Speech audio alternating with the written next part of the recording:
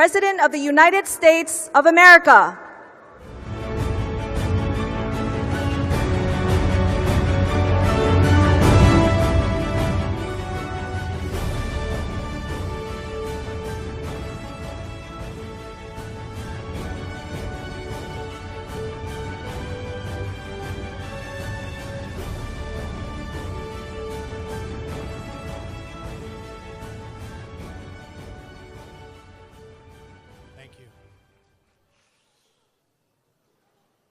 What an honor it is to be here in Vietnam, in the very heart of the Indo-Pacific, to address the people and business leaders of this region.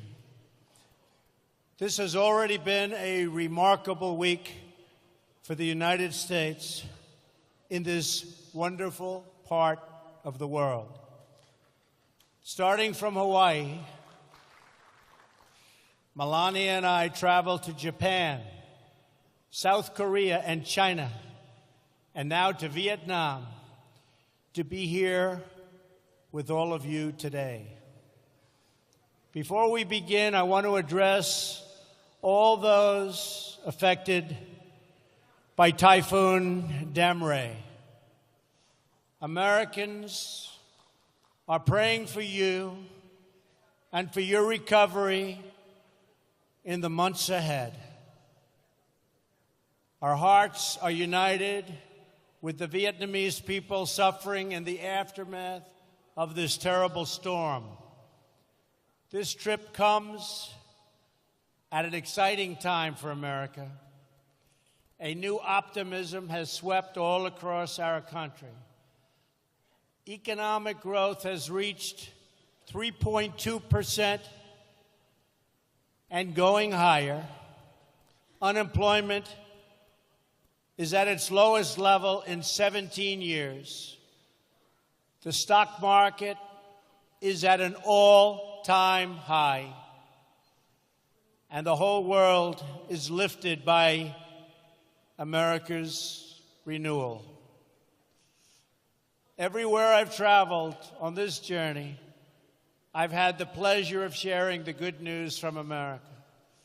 But even more, I've had the honor of sharing our vision for a free and open Indo-Pacific, a place where sovereign and independent nations with diverse cultures and many different dreams can prosper side by side and thrive in freedom and in peace.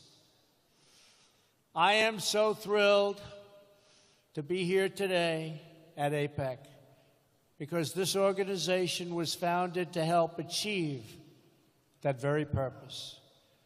America stands as a proud member of the community of nations who make a home on the Pacific.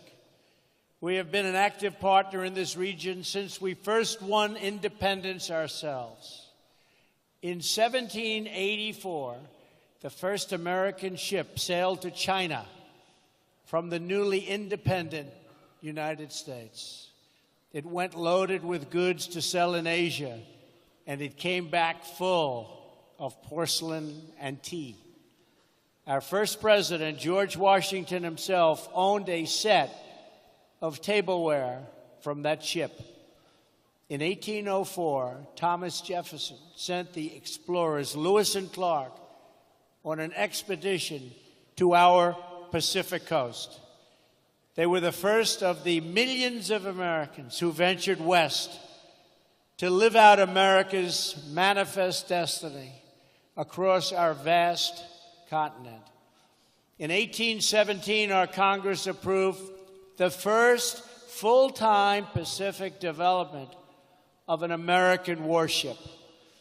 That initial naval presence soon grew into a squadron, then a fleet to guarantee freedom of navigation for the growing number of ships, braving the high seas to reach markets in the Philippines, Singapore, and in India. In 1818, we began our relationship with the Kingdom of Thailand. And 15 years later, our two countries signed a treaty of friendship and commerce, our first with an Asian nation.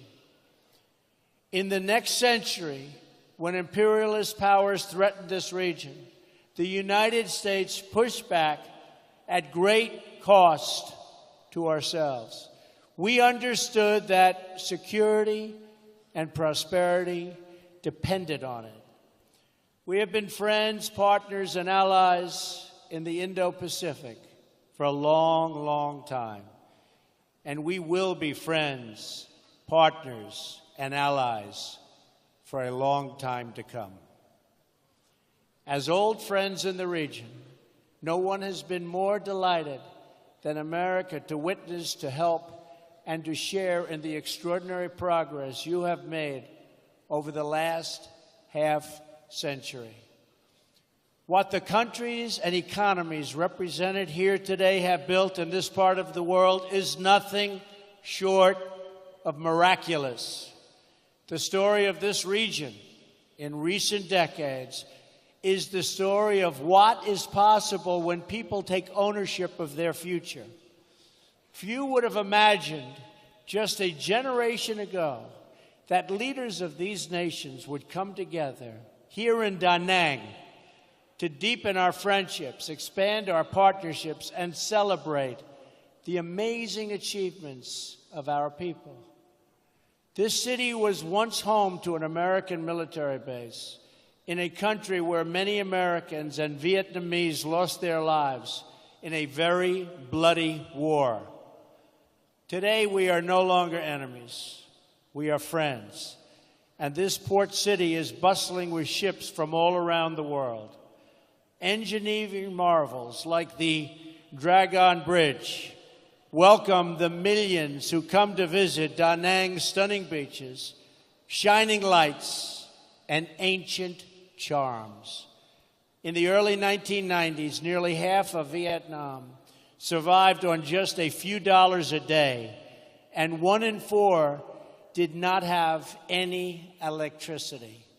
Today, an opening Vietnamese economy is one of the fastest growing economies on earth.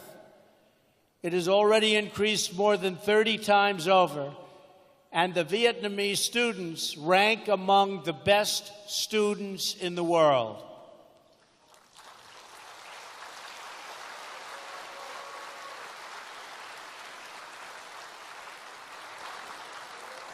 And that is very impressive.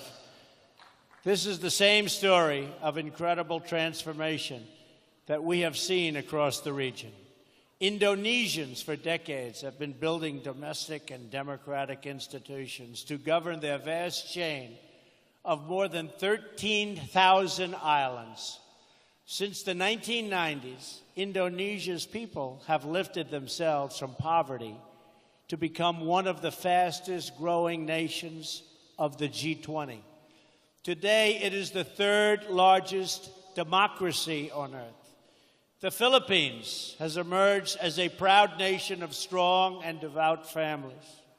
For 11 consecutive years, the World Economic Forum has ranked the Philippines first among Asian countries in closing the gender gap and embracing women leaders in business and in politics.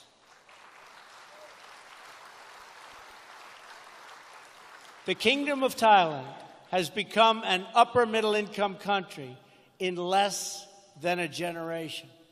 Its majestic capital of Bangkok is now the most visited city on earth. And that is very impressive. Not too many people here from Thailand.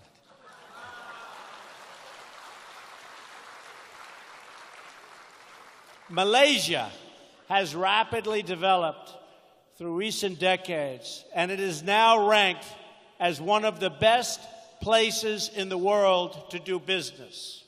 In Singapore, citizens born to parents who survived on $500 a day are now among the highest earners in the world, a transformation made possible by the vision of Lee Kuan Yew's vision of honest governance and the rule of law.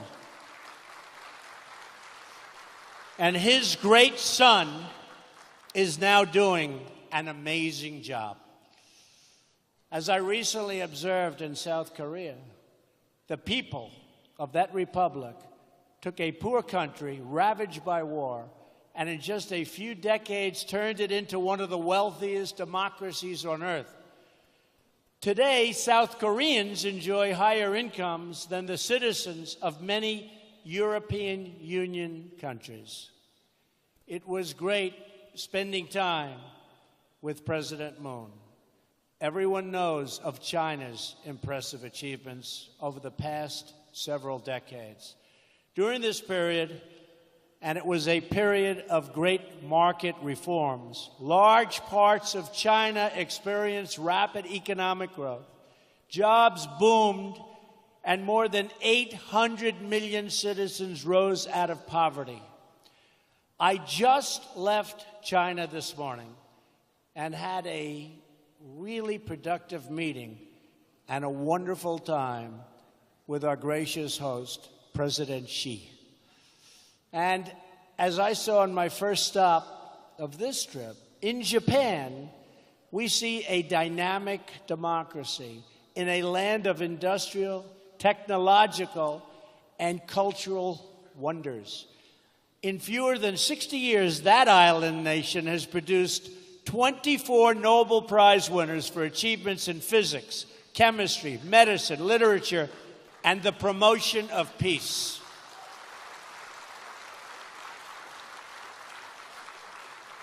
President Abe and I agree on so much. In the broader region, countries outside of APEC are also making great strides in this new chapter for the Indo-Pacific. India is celebrating the 70th anniversary of its independence. It is a sovereign democracy, as well as, think of this, over 1 billion people. It's the largest democracy in the world. Since India opened its economy, it has achieved astounding growth and a new world of opportunity for its expanding middle class. And Prime Minister Modi has been working to bring that vast country and all of its people together as one. And he is working at it very, very successfully indeed. As we can see in more and more places throughout this region, citizens of sovereign and independent nations have taken greater control of their destinies and unlocked the potential of their people. They pursued vision of justice and accountability, promoted private property and the rule of law, and embraced systems that value hard work and individual enterprise. They built businesses. They built cities. They built entire countries from the ground up. Many of you in this room have taken part in these great uplifting national projects of building. They have been your projects from inception to completion, from dreams to reality.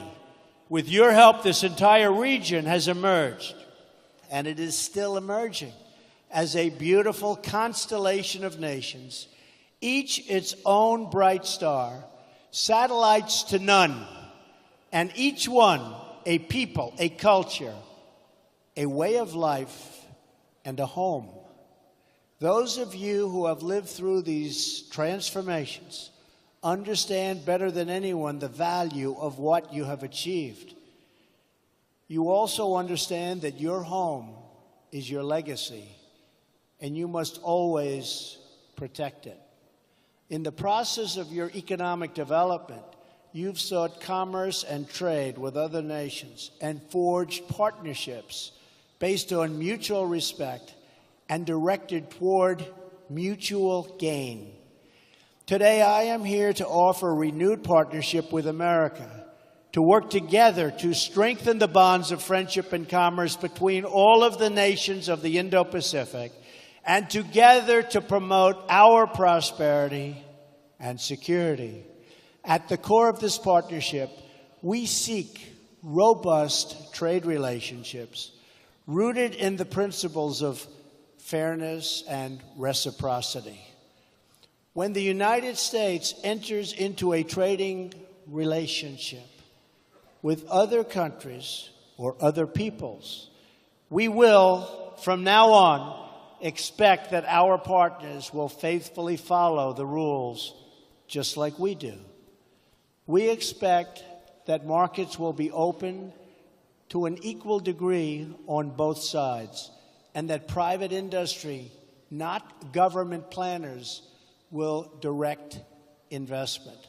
Unfortunately, for too long and in too many places, the opposite has happened. For many years, the United States systematically opened our economy with few conditions. We lowered or ended tariffs, reduced trade barriers, and allowed foreign goods to flow freely into our country. But while we lowered market barriers, other countries didn't open their markets to us.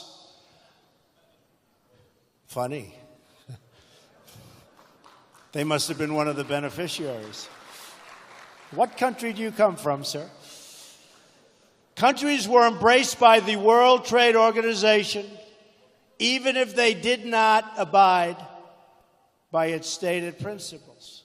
Simply put, we have not been treated fairly by the World Trade Organization. Organizations like the WTO can only function properly when all members follow the rules and respect the sovereign rights of every member. We cannot achieve open markets if we do not ensure fair market access. In the end, unfair trade undermines us all.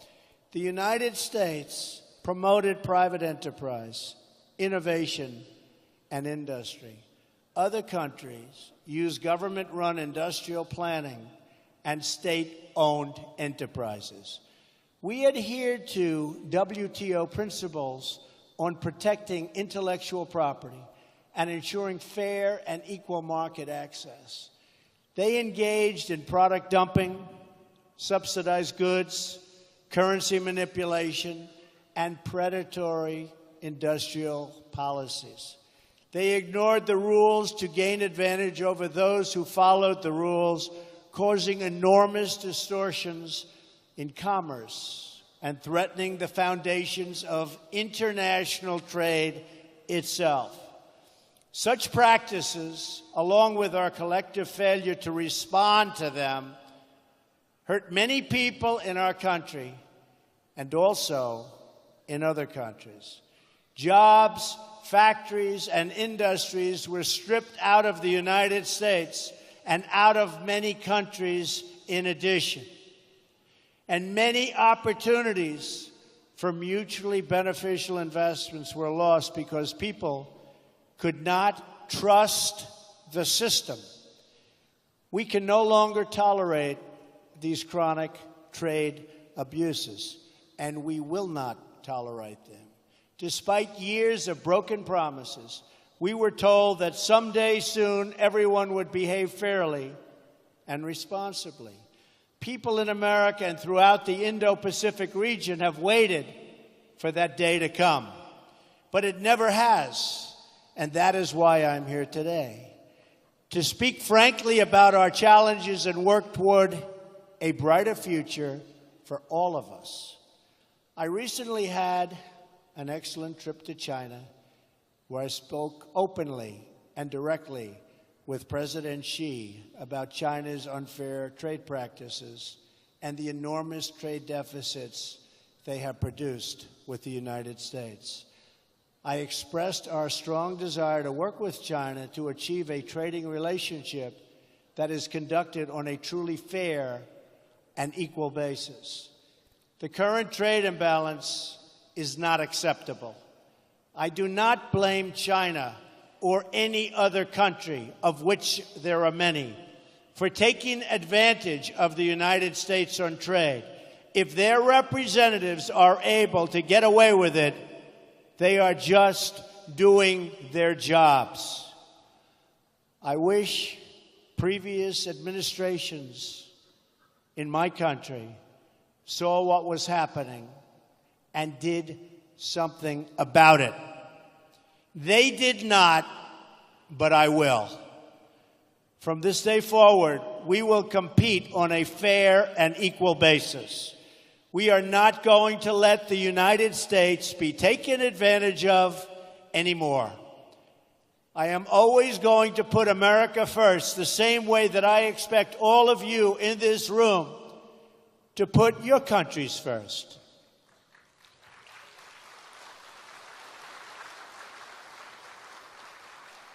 The United States is prepared to work with each of the leaders in this room today to achieve mutually beneficial commerce that is in the interests of both your countries and mine.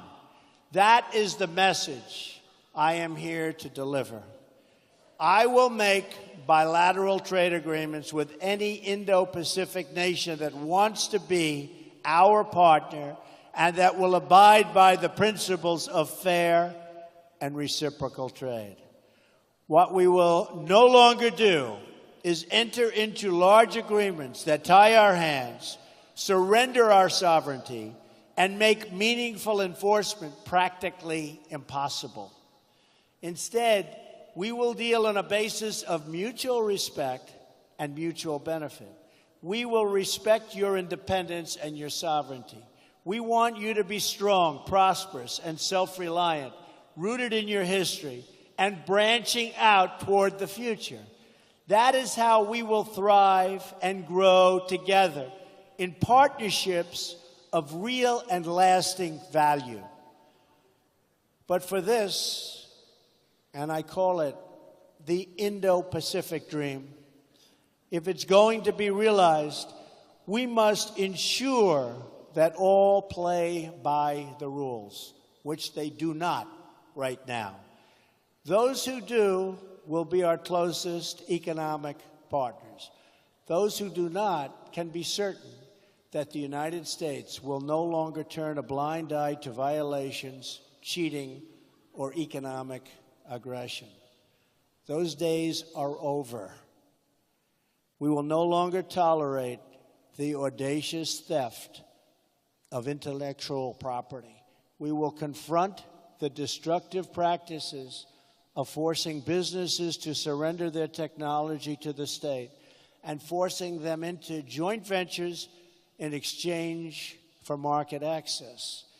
We will address the massive subsidizing of industries through colossal state-owned enterprises that put private competitors out of business, happening all the time. We will not remain silent as American companies are targeted by state-affiliated actors for economic gain, whether through cyber attacks, corporate espionage, or other anti-competitive practices. We will encourage all nations to speak out loudly when the principles of fairness and reciprocity are violated. We know it is in America's interest to have partners throughout this region that are thriving, prosperous, and dependent on no one. We will not make decisions for the purpose of power or patronage. We will never ask our partners to surrender their sovereignty, privacy, and intellectual property, or to limit contracts to state-owned suppliers. We will find opportunities for our private sector to work with yours and to create jobs and wealth for us all. We seek strong partners, not weak partners. We seek strong neighbors, not weak neighbors. Above all, we seek friendship, and we don't dream of domination. For this reason, we're also refocusing our existing development efforts. We are calling on the World Bank and the Asian Development Bank to direct their efforts toward high-quality infrastructure investment that promotes economic growth. The United States will also do its part. We are also committed to reforming our development finance institutions so that they better incentivize private sector investment in your economies and provide strong alternatives to state-directed initiatives that come with many strings attached. The United States has been reminded time and time again in recent years that economic security is not merely related to national security. Economic security is national security. It is vital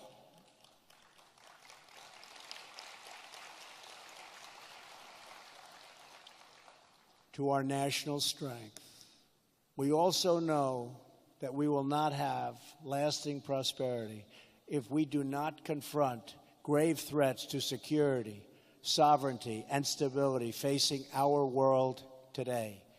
Earlier this week, I addressed the National Assembly in Seoul, South Korea, and urged every responsible nation to stand united in declaring that every single step the North Korean regime takes toward more weapons is a step it takes into greater and greater danger. The future of this region and its beautiful people must not be held hostage to a dictator's twisted fantasies of violent conquest and nuclear blackmail. In addition, we must uphold principles that have benefited all of us, like respect for the rule of law, individual rights, and freedom of navigation and overflight, including open shipping lanes. 3 principles, and these principles create stability and build trust, security, and prosperity among like-minded nations. We must also deal decisively with other threats to our security and the future of our children, such as criminal cartels, human smuggling, drugs, corruption, cybercrime, and territorial expansion. As I have said many times before, all civilized people must come together to drive out terrorists and extremists from our societies, stripping them of funding, territory, and ideological support. We must stop radical Islamic terrorism. So let us work together for a peaceful, prosperous, and free Indo-Pacific. I am confident that together, every problem we have spoken about today can be solved and every challenge we face can be overcome. If we succeed in this effort, if we seize the opportunities before us and ground our partnerships firmly in the interests of our own people, then together we will achieve everything we dream for our nations and for our children. We will be blessed with a world of strong, sovereign, and independent nations, thriving in peace and commerce with others. They will be places where we can build our homes and where families, businesses, and people can flourish and grow. If we do this, we will look at the globe half a century from now, and we will marvel at the beautiful constellation of nations, each different, each unique, and each shining brightly and proudly throughout this region of the world. And just as when we look at the stars in the night sky, the distance of time will make most of the challenges we have and that we spoke of today seem very, very small. What will not seem small, what is not small, will be the big choices that all of our nations will have to make to keep their stars glowing very, very brightly. In America, like every nation that has won and defended its sovereignty, we understand that we have nothing so precious as our birthright, our treasured independence, and our freedom. That knowledge has guided us throughout American history. It has inspired us to sacrifice and innovate. And it is why today, hundreds of years after our victory in the American Revolution, we still remember the words of an American founder and our second President of the United States, John Adams. As an old man, just before his death, this great patriot was asked to offer his thoughts on the 50th anniversary of glorious American freedom. He replied with the words, "Independence forever." It's a sentiment that burns in the heart of every patriot and every nation. Our hosts here in Vietnam have known this sentiment not just for 200 years, but for nearly 2,000 years.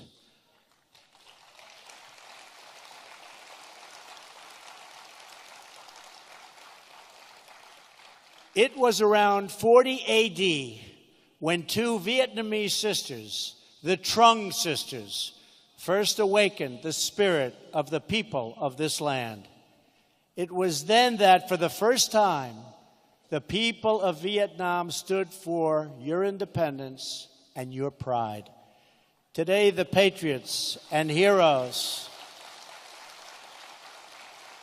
of our histories hold the answers to the great questions of our future and our time. They remind us of who we are and what we are called to do. Together, we have it in our power to lift our people and our world to new heights, heights that have never been attained. So let us choose a future of patriotism, prosperity, and pride. Let us choose wealth and freedom over poverty and servitude. Let us choose a free and open Indo-Pacific. Finally, let us never forget the world has many places, many dreams, and many roads. But in all of the world, there is no place like home. And so, for family, for country, for freedom, for history, and for the glory of God, protect your home, defend your home, and love your home today and for all time. Thank you. God bless you. God bless the Pacific region. And God bless the United States of America. Thank you very much. Thank you. Ladies and gentlemen, please rise to thank the President of the United States of America.